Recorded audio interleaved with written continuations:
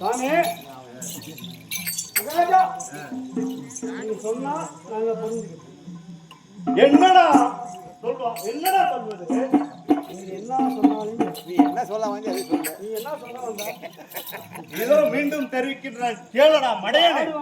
மாடு வாங்க வந்தியா? இதோ மீண்டும் தெரிவிக்கின்றேன்.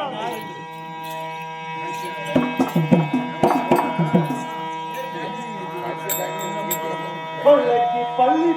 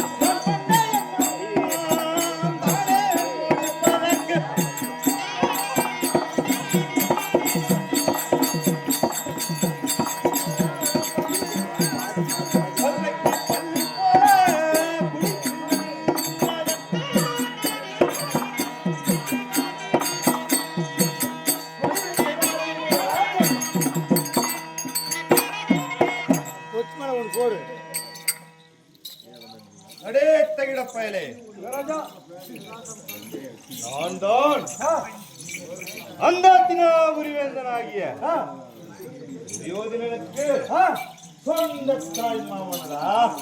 ஓஹோ, நாய் மாமன் நீங்க? அடே ஓய், நீ அதிகம் பேசுகிறாய். நீ தாய் மாமா, தாய் மாமா உண்ணும் உணவில் நஞ்சை கலந்து இந்த தொலைக்கணுக்கு கால் நான் மந்திரவாதி. அச்சா சலாம் அலைக்கும். மந்திர பலசாலி. தாய் மாமா நீனு வாழ்ந்த பக்கம் துரியோதனுக்கு தாய் மாமான்னு சொல்றாங்க. என் நாடோ காந்தார தேசம். காஞ்சேரி தேசம். ஆமாம், ரகுபலராஜனுக்கும் சாயாதேவிக்கும்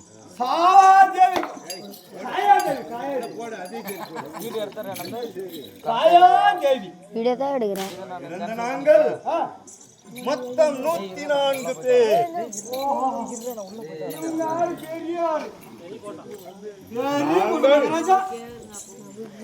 என்னோட ஒரே இடத்துல நிக்கமாங்க.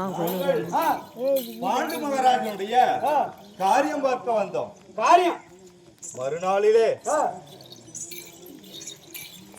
இருதரத்தாரும் சேர்ந்து உத்தியோக நந்தவனம் சென்றோம். செல்லும் வழியிலே ஒரு பெரிய பாறாங்கல். ஆமாம், உளுந்து சாவடியே.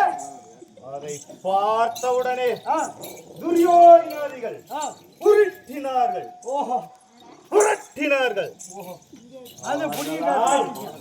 ஒன்றுமே அசைக்க முடியாது. பிறகு நான் என்னுடைய தம்பி சலுமனிடம் கஞ்சாடை காட்டினேன். அவனோ தனது இடக்காலாலே அந்த கல்லை தூக்கி எறிஞ்சிட்டான்.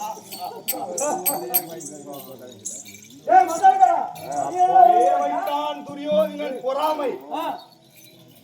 அவன் செய்த சதியால் என் தம்பிமார்கள் அனைவரும் மாண்டு விட்டனர்டா, மாண்டு விட்டனர். போயிட்டாங்களா நாசமா? பிறகு நான் மட்டும் உயிரோடு இருந்து அந்த துரியோதனனை பழிக்கு பழி தீர்க்கும் வரையிலே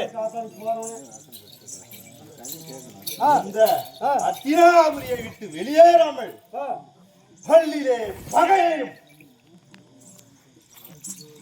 உதட்டிலே உறவையும் வைத்து அந்த துரியோதனனை கொஞ்சம் கொஞ்சமாக பழி தீர்க்கவே சரி செய்து அப்படியே ஆடு தோல் உரிச்சு மாதிரி உரிச்சு அப்படியே பீஸ் பீஸா போட்டோனே வச்சிட்டீங்க.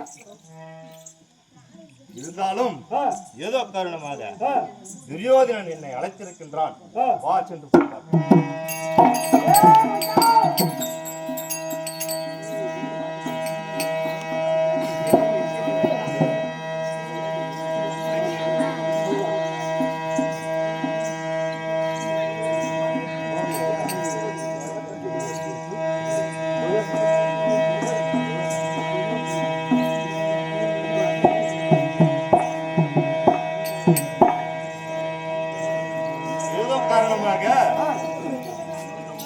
என்னையும் ஜல்லி மகாராஜனையும் துரியோதனன் அவசரமாக அழைத்திருக்கின்றார். சென்று ஜல்லி மகாராஜை அவசரமாக வரவழைக்கின்றார். அமைச்சரே அப்படியே ஓடி